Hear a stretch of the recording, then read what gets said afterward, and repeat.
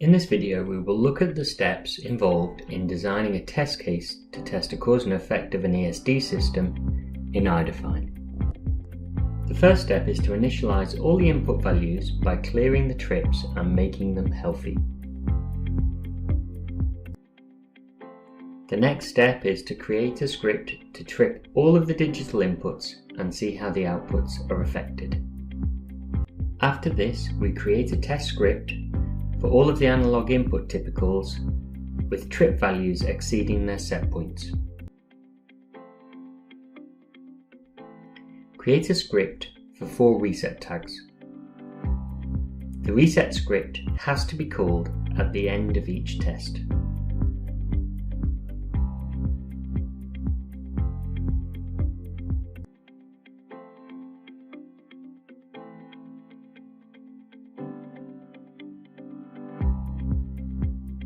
The flow and structure of a complete test case of an ESD system is shown. All of the created test scripts are called along with their appropriate tags.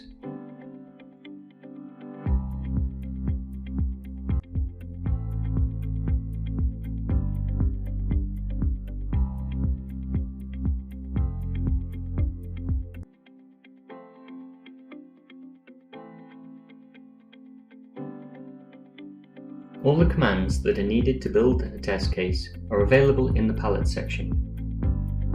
You can set values, add monitor tags, call test cases, set delays, etc.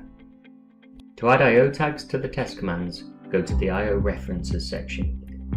They can be added directly to the test commands. To sort the tags by typicals, select TPC. We will find tags under their respective typicals.